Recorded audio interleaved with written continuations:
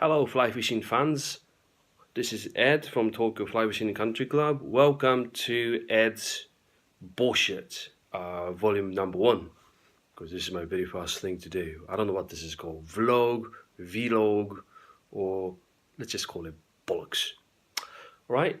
This time I'd like to talk about what fly fishing in Japan is like. Okay. I've been fly fishing, for example, for 20 seasons, over 23 years. And I caught just about 90 species on a fry rod. I fish North America, I fish tiny bit of UK, I fish some part of Asia, but I mostly fish in Japan, so most of the species are coming from Japan. There's a secret. So Japan is a chain of islands stretching all the way to the Russian neighbor, Hokkaido, that's Vidania, and stretching all the way down to the south, under 2,500 kilometers or something, to Okinawa, which is bordering with China, where they complain about it, Niihama, Okinawa area. So technically speaking, you can take a flight all the way to the Hokkaido and catch some salmon, and then next day you can go to Okinawa and catch some GT. And Tokyo, speaking of which, it's had another set of a great cheating way because Tokyo is not composed of a single administrative area. So the very northern part of Tokyo forms a national park where you can catch in the very cold stream water white spotted char or iwana, some tenkara enthusiasts might call it. But in the meantime, if you're just going to see like some of your friends, like if you just call some of your friends on your smartphone, you might actually bump into somebody actually catching smallmouth bass in the River Tama, right next to U.S. Air Base or something.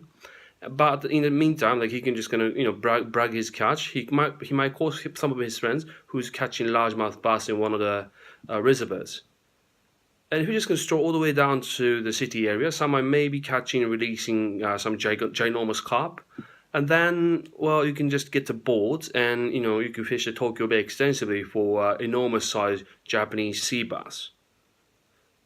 But all good for them. And then in the meantime, a friend of mine in this very tropical part of the Pacific, Tokyo, which stretches about 1,800 kilometers south of metropolitan area, that still runs under the Tokyo government, maybe catching bonefish. Interesting, isn't it?